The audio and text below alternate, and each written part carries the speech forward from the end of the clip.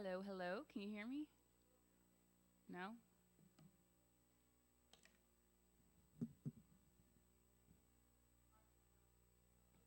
Yes, they are. Randy is working. Can you hear me now? Kind of, just a little. Sounds a little better now? All right, great. Well, first, I would like to thank each and every one of you for being out here tonight. This is just fantastic for the school system to have such great volunteers to want to participate and be a part of our students' lives. So my name is Brianna Jones, and I am the Community Relations Coordinator for OKCPS. And we're going to just go over some of the main points for reading buddies and what it means to be an amazing reading buddy. We also have a slide here as well, a slideshow, but it's pretty similar to what you have in front of you also. So we can just go to our next slide.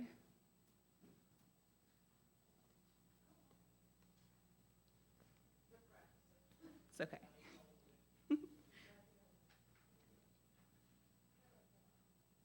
All righty. So we are going to start with our mission and goals for Reading Buddies and what that actually looks like. So we'd like to start by saying that the OKCPS, we have a passion for learning, and we want to instill something positive in each of our students that we come across every day, outside the classroom, as well as with our teachers and everything of that nature. So as a reading buddy, your goals are to spend consistent time with the students to increase self-esteem, foster self-motivation, and promote responsibility, and then also improve the students' attitude towards reading, because it's very important to have a positive role model in the students' lives that isn't the teacher that they see every day. It's someone new that's coming in that believes in this child, that wants to see them succeed, and is there to focus on them specifically. All right, next slide. All right, so help counter. Whenever you go to the school, there will be a computer screen there when you walk in, and this is what we use as kind of our safeguard to make sure that all of our volunteers have completed the volunteer application, which I'm sure that you all have, and if you haven't, we can share the link for that application. And so with this, it's very simple. Once you go in there, you'll just search for your name, and it's usually by last and first name, so that you can search there, and then you'll receive a volunteer ID badge that you can put on. And that way, everyone that's in the school will know that you're there to be a reading buddy, that you're there to volunteer with the students, and there won't be any questions, and because we know that you've completed the application and what your purpose is in the school. And from there, once you go, you have your point of contact, your reading buddy coordinator, which is Mr. Cowell, and he will be the one that will be able to direct you to the best location to actually do the reading buddy program. And after a while, you get the hang of it, because once you go inside, you'll become familiar with the front office staff. You'll kind of know your way, where to go to read with your child as well. So we have a few different reading buddy models here, and let's just see what the next, let's see.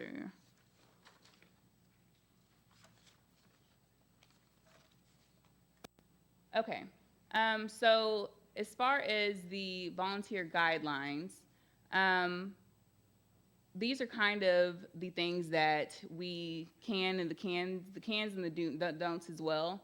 So we would love for you to offer your expertise in just empowering and uplifting the child. But we do ask that you don't ask or don't even bring any gifts to the children, just because we want to make sure that each child is treated the same. If there are some reading buddies who are some children that are with a reading buddy that may not bring a gift to them, we don't want for a child to say, oh, well, I didn't get a gift. Where's my gift at from my reading buddy? We just want to make sure that we're there to focus on the child, and to make sure that they are being uplifted and having that time, that quality time to read.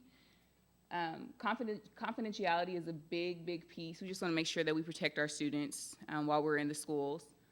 Code of conduct, and then also making sure that there is a established volunteer-student relationship. Just making sure that they can trust you, and that you are able to create that relationship from the beginning, because some kids, whenever I had my reading buddies, you could tell that there were a few that were a little nervous at first, because it's this new person. Who is this new grown-up that's here, and why am I not with my other classmates? So I just took that time to get to know them. Hey, what's your name? What's your favorite sport?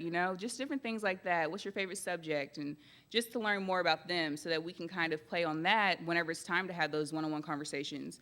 Because at some points, there may be those moments where the child may not want to read in that moment because there's something else that's going on in class or something that's going on at home, and it may be better to have that one-on-one time to just talk to them, because a lot of kids don't have someone at home that they can just go to talk to and have those table conversations with their parents once they get home. So it's really important to have someone that you can just open up to, and once you establish that relationship, they'll feel comfortable to do just that. Appropriate touch, we just want to make sure that everything, if it seems as though it may be uncomfortable or out of line, let's just avoid those, and because we don't want anything to be taken the wrong way or misinterpreted. And non-discrimination, because we have a very diverse student population in OKCPS, so we just want to make sure that every child feels loved and respected. And if you see anything from a child that looks as though it may be suspicious, or that something that maybe raises attention to you as a parent, that you would say, I wonder what this is about. You can always go and talk to their teacher or to your reading buddy coordinator or to even whoever's sitting in the front office to bring that to their attention. I remember one time that one of my students didn't have any socks on. And so I didn't bring it up to the child. I just kind of noticed it, but I didn't want to make them feel uncomfortable. So after the reading buddy session, I just took it back to their teacher, and I just said, hey, I realized that so-and-so didn't have any socks today. I just wanted to let you know that I noticed this. And they immediately said, okay, we'll be sure to get them a pair of socks, and that was that.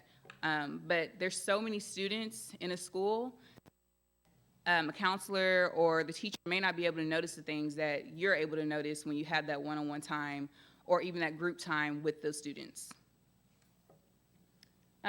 Discipline, we're not there to discipline the students. We want to make sure that if there's a situation that you can see that is possibly getting out of control, or there's some issue, if there's a way that you have that can gently and calm the situation, just by talking and calming them down with a soft voice, then that's fine. But if it's anything further than that you feel like you can't handle, of course you can go and call the counselor or the front desk, or even the teacher, because they're there. They want to make sure that you are taken care of while you're in the school as well, and just to help you out. Because your main goal is to kids, and you don't have to be a teacher or a parent. Just want to make sure that those things are taken care of. And then school safety plans, if there's any type of fire drill or anything going on in the school, you'll be able to be directed to the right location. But when there's visitors in the schools, we try not to have any drills or anything go on, just because, Let's see here. And I think that the others are pretty self-explanatory. Cultural awareness, we want to make sure that some kids may come from a different background to where they have different ways that they were brought up. So even if it's around Christmas time and, hey, what did Santa bring you? Or, what are you going to do for Christmas? They may not have Santa in their house, or they may not come to a Sunday morning Christmas celebration to just discuss those different things that we may have been brought up on, but it may be different for them. So we just want to keep that in mind for the kids as well. All right, next slide, please. All right, so we like to model our reading buddies on the left side of the screen. The do's of the reading buddy: be consistent, communicate with the reading buddy coordinator or myself or anyone on my communications or community relations team. Follow the school rules. Whenever I would be in my school with my kids, I would, if I saw that they wanted the kids to walk on the right side of the hallway and had to walk with either their hands, a finger over their mouth, or something to keep them quiet, it's their normal procedure. We want to make sure that we're doing our best to stay in line with that, just so that they don't feel like, oh, my reading buddy's here, so I can just break all the rules because my friend's here now. So we just want to make sure that we are an extension of the teachers, an extension of the school, just so we can keep the students on track, and that they are having a positive experience. And keep the students' information confidential. As I mentioned before, there may be some things that they share with you that you might want to go and share with someone else. And we just want to make sure that we're not exposing any of their information that may be confidential to them that they don't even realize that they're sharing at that time. Positive communication with students. We always want to make sure that our students feel uplifted and encouraged and appreciated with whatever that is that they're doing. So just always have those positive reassurances ready to go. Just because, like I said, there may be some students that don't receive that at home. So we want to make sure that they can receive that while you are there with them. And then, as I also mentioned with the help counter, after you sign in, you'll receive your volunteer badge. So just make sure that you have that visible at all times. And there are some students who possibly can't get their pictures taken. So we just want to verify before, there may be a really cute event. Or today at one of the schools we went to, it was picture day. And they look so adorable with their little hats on, their little dresses.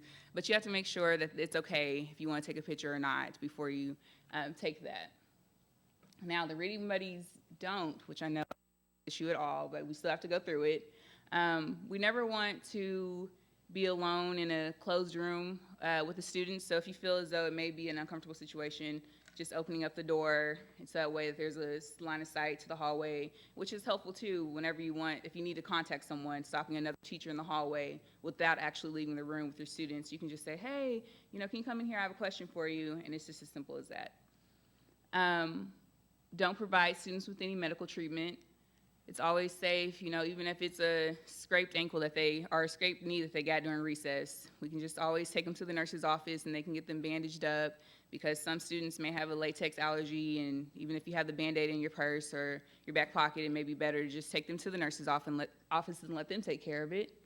And then also taking students off campus. We can't do that either. Sometimes volunteers may want to take their students to grab lunch or go get an ice cream or something, but we can't do that. We have to make sure that they are in school and in their classes like they should be after the reading buddy session has ended.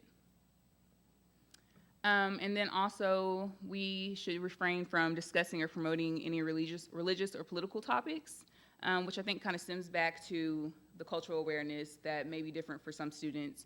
We wouldn't want for them to feel uncomfortable in any way. And then also, we would like to not solicit any brand or business to parents or students. I know you see people with their front yards with their solicitation at their businesses. Well, it's the same way for our students and for their parents as well. And then also, we refrain from lending money or providing gifts. So after you have been introduced to your group, you will definitely form a relationship and a bond with those children. And you'll want to bring them some little knick-knack or something, especially at the end. You want to show your appreciation. But we also don't want for the other classmates, whenever they go back to their classroom, to see that, why did Joshua get a bag of goodies and now I don't have anything? Because then now it's the teacher who has to try to diffuse whatever conflict that may cause for the kids. And then also, we don't want to give our cell phone numbers or our email addresses or Facebook name to the kids because we just still have to keep that line between the two. But they can have all the appreciation while we're actually there at the schools, but just nothing outside. All right, next slide, please. All righty. So here is a great number that we have in place for Speak Up, Stand Up, and Stop Bullying. So what exactly can we use this number for? Anything that falls in the line of assault or bullying, cyberbullying, drugs and alcohol, suicidal thoughts, suspected abuse that you may notice, threat of violence, truancy, vandalism, weapons. All these things may not actually be a visible sign or something that's just so easy to notice, but even something as small as the no socks that I told you all about, if you actually just pay attention to your children or learn their normal way of behavior in the beginning, and then you can kind of start to see if there's any changes that may come about. I remember one of my students, they experienced a close loss in their family, and I noticed that something was a little off. They weren't acting like they normally do, their joyful, chipper self that is always volunteering to read, and it kind of shifted into more of a they kind of were seeking attention in a way, and they're kind of acting out. And so I went to talk to the counselor just to tell them what I had noticed, and that's when they let me know that someone really close to them had passed. And so that, just those different pieces of you actually learning your child and learning their behavior, then you knew to take that back and see what happened, so you can try to spend a little bit extra attention and extra care just to make sure that they feel loved and appreciated still, even through the midst of that terrible loss. Because just as adults, I can only imagine as a child to lose someone that's close to you. All right, next slide. Alrighty, so effective ways to work with students. This is kind of piggybacking off of the do's of a reading buddy and what we like to see our reading buddies be.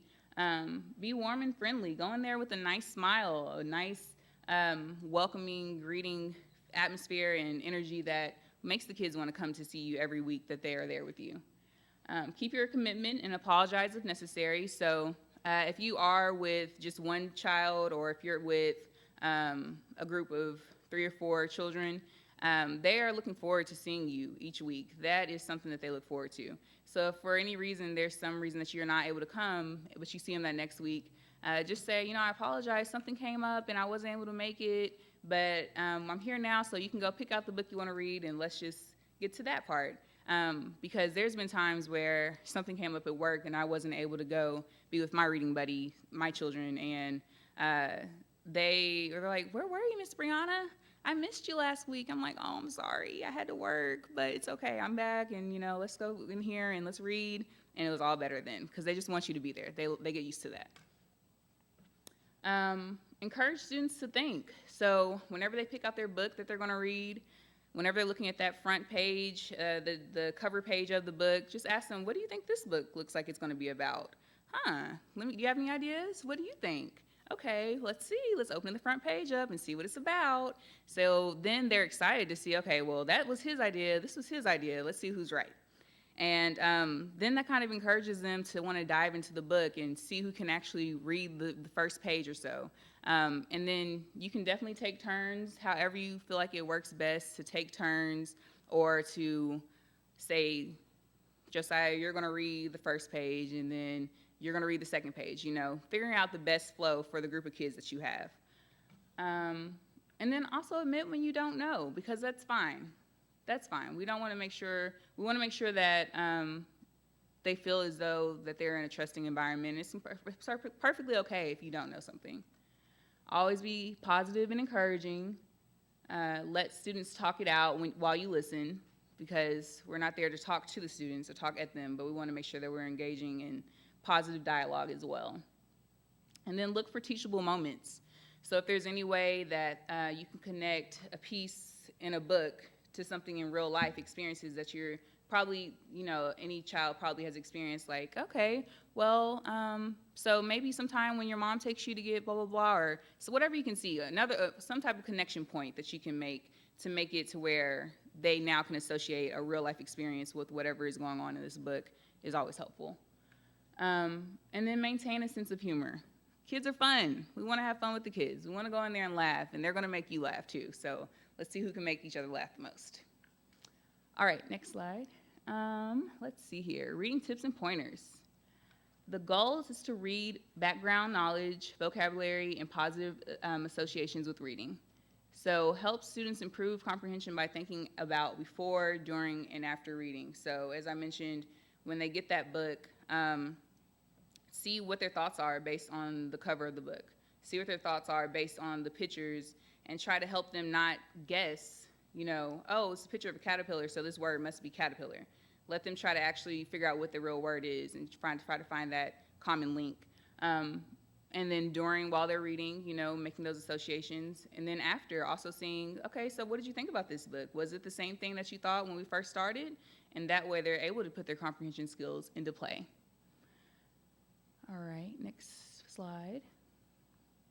And so piggybacking off of the positive reinforcements and the positive affirmations, just letting them know how great they're doing, how good of a job, you're such a joy to work with, that's the best I've seen, oh, you've really improved, this is great, thanks for working so hard, just different things that may come to mind that you would want to hear, that you would tell your students or your children or the kids in Sunday school, whatever you may tell them, we want our kids to have those same type of positive encouragements as well. Next slide, please. Next slide, please.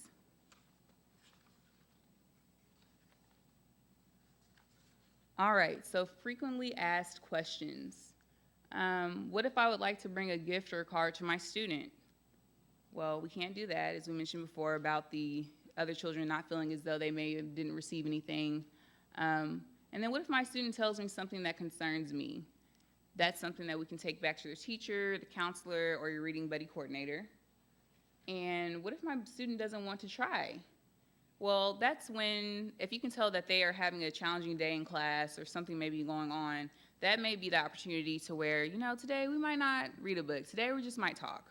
They might want a listening ear that day. And that's perfectly fine. It's okay if that's what needs to happen. But we always want to encourage them first to try to read a book or try to pick out a book that they would like to read first. And if we're seeing that it's not working and we're only there for 30 to 45 minutes, we want to make sure that we make the best of that time that we are with them.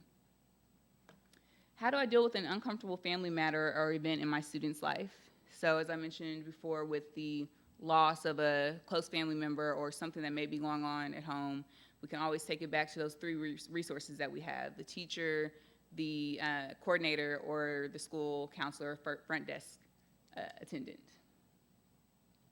And what if I want to know how my student is progressing? Because I know that our whole purpose is to make sure that we are increasing this love to read and this desire to read. So you can definitely go and talk to the teacher just to see, how are things going, or just making sure that everything is going well, because I can definitely promise you the teachers are going to ask you, is everything going good with the students? Just let me know if you have any troubles, any problems, because the teachers are so, so grateful to have wonderful volunteers there. It means the world to them, truly does. And to have someone that's coming to give their time to be with the students, they want to make sure it's a positive experience every time. And what if the directions for the lessons are unclear? If there's something that the teacher has instructed you to do, or the reading coordinator has given you to do, and there's a need for clarification, there's nothing wrong with going ahead and asking whatever those questions may be. And then about the student asking for a cell phone number or email address, we just want to make sure that we're able to keep that boundary and that line between the two. So sorry, we can't, but I'll see you next week. And if I have any concerns regarding my student, the program, or any issues, what should you do? Well, that is why I am here. So if you have any questions, we've been in touch with your pastor, so you can just tell him, and then he can get in touch with my team, and we'll take care of it from there. So if there's any issue when you go to the school and you're trying to sign in on Help Counter and you don't see your name, just say, hey, I'm having some issues here. Can you send an email? No worries. We'll make sure that you're put in the computer, you show up the next time you go, no issues. All right, next page, next slide. All righty. Well, I handed you all this wonderful packet here of some information. So in your free time or right now, you can definitely look through here, and it answers a lot of questions or just offers a lot of great information about Reading Buddies and what it means exactly, and just different things like that. So if you read through this and there's any questions that you may have, like I said, please don't hesitate to share those thoughts or concerns with me, and we'll get those taken care of for you. So, any questions from you all? No? Yes, ma'am. Are the books that we help them read, will they be the same books that they're reading in class? So usually there are books that are designated per grade level. So it's not necessarily going to be the same book that these children are reading in class, but more so they can go to this bucket that's their reading level, which you can ask their teacher, which one do I need to go to? And they can pick out a book from there, usually. So that gives them that choice, that making them feel as though they have an option to say. Any other questions? Was that informative? Was it helpful? Okay, good. Great. Well, have you all submitted your applications, volunteer applications? All right. Well, you should be good to go if you have submitted your application, and you should be in the computer. It doesn't hurt to do that, but what I can do is actually check to see if I can get a list of names and then just check them, double check in our database to make sure that everyone's set up. At Southern Hills, when you go in, you'll find the computer right there on the desk. And there'll be a spot on the computer that says volunteer. Mhm. So you click on that, and then a whole list of names will come up. And you just find yours and click on it. Right. That's perfect. You sound like a pro. She reading tutors at Southern Hills. Well, there you go. You got some great people together with you. No class, so she's good to go. She is. She's good to go. Well, um, that sounds like the perfect way to do it. If you haven't submitted your application, we can get that link to you. It's pretty easy, and the turnaround time is really quick as well to make sure that you're approved to go into the schools. So, we are really. Any questions? No? You can ask. Yes, ma'am. How disruptive is it for the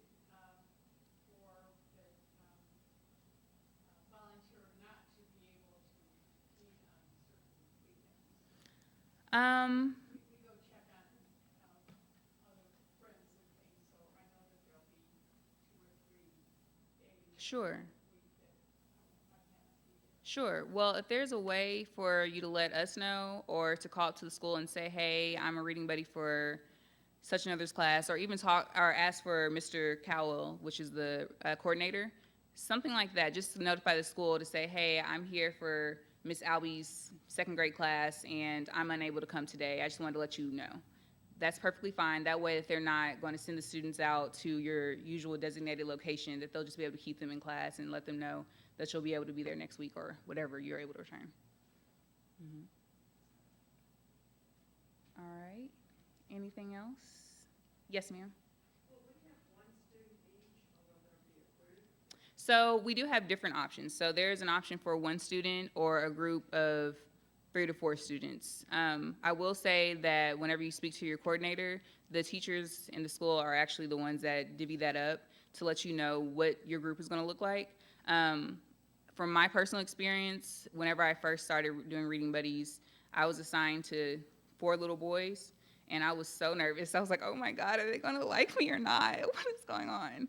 And I got in there and they stole my heart, and it was perfectly fine. Like, the nerves went out the window after the first 5 minutes. So whatever they give you, I know that y'all got it. But you can, if there's a preference you have, let them know. That's fine. Anything else? No, no. So we just show up, right? Yes, ma'am. Uh-huh. So, have you all been given the actual time or no?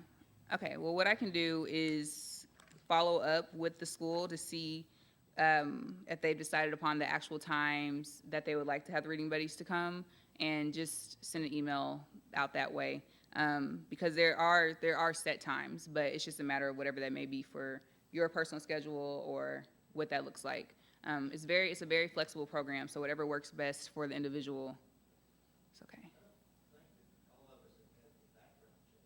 Okay, so that is the volunteer application. Let me see if that link is in here.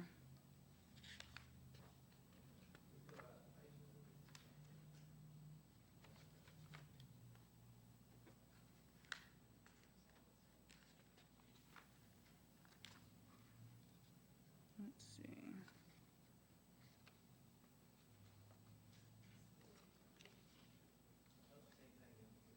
Okay. We got a lot of them online. If you go on to the Oklahoma City Public Schools, and there's a Let me see if there's a volunteer link. site that you can get on, and then there's hopefully PTO. Yes, so on this very, very last page here. Mm-hmm. And so,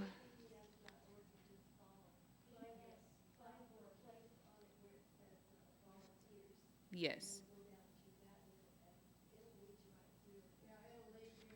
And so this very last page here, there is the website. It just lets you have the link here, the website address. And when you go on there, there will be a link that says Family and Volunteers. And you just click that drop-down link, and then you'll see Volunteers in the sub bar. Click that, and it'll take you directly through the process. It's a 4-step application process. I just ask them for information so we can run the background check, and then you'll be good. Yes. I'm Matthew. Hi, Matthew. Hi. I'm sorry I had to pick up someone from the airport today, but can you send me a link to the application and I'll forward it? Sure along to them? can. That'd be I awesome. definitely can do that. Can you spell the name of the man we're supposed to talk to? Yes, his name is Rob, R-O-B, and his last name is Cowell. Thank you. That's what I thought you said. I wasn't sure. Yes.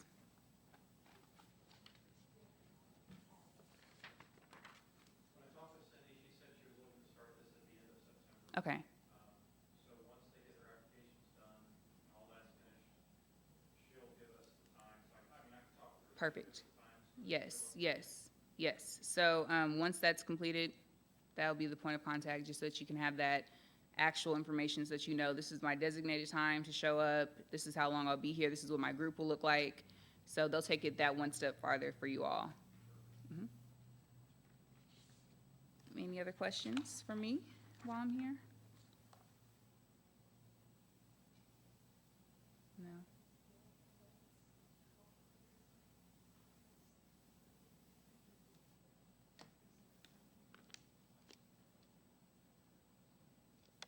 All righty.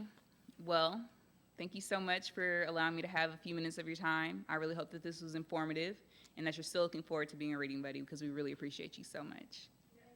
Thank you.